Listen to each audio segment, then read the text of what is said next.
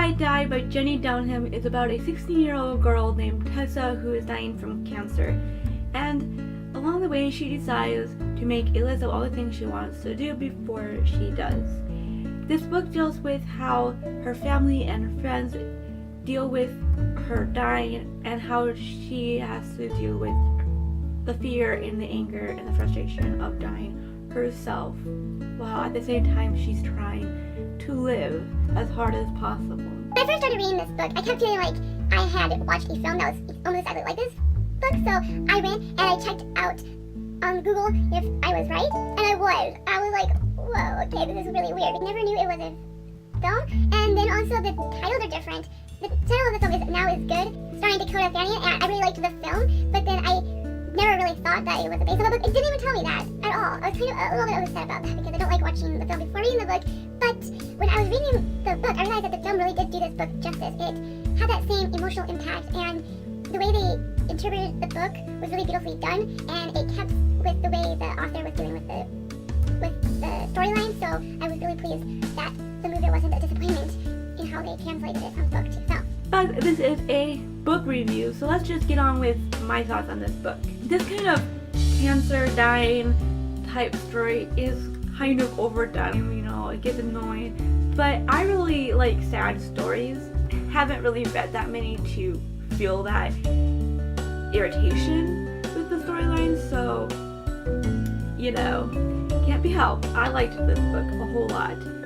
So let's talk about the kind of story it is. This is a cancer story, which is overdone a bit. I do agree with that.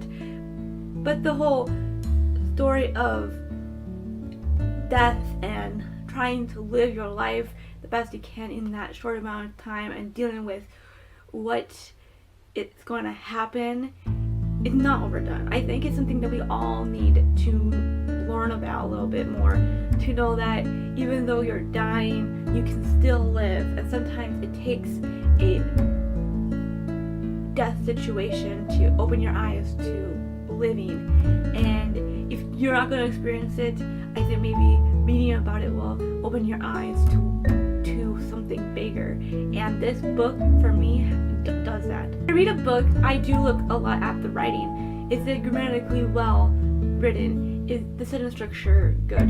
Is it written in a way that it flows smoothly for me and I can really picture what's going on?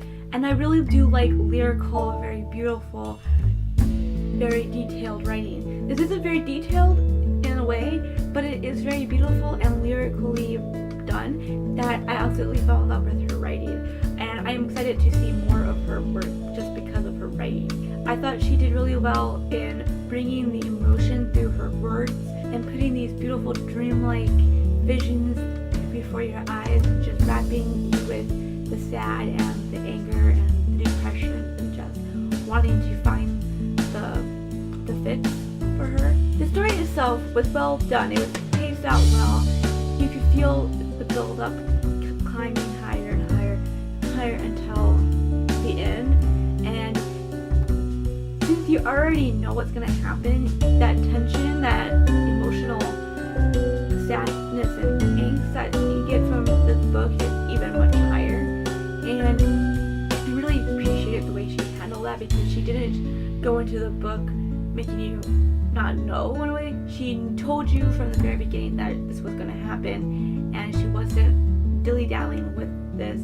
She wanted you to know that it was going to happen and that this isn't about her dying, it's about her living. People might think that she's being too loud with the theme, the moral, but for me, I think she did it really well. She didn't go right out and say, you need to live your life kind of thing. She just let the story say it for you. So it came out very loud for me because I needed to hear it, but I don't think that it was in your face.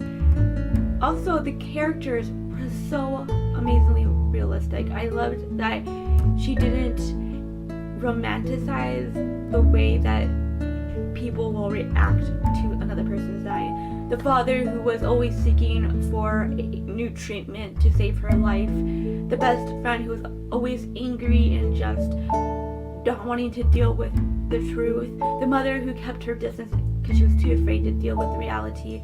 The brother who is actually a little bit more honest because he didn't really understand everything, but at the same time I felt like maybe he actually did understand more.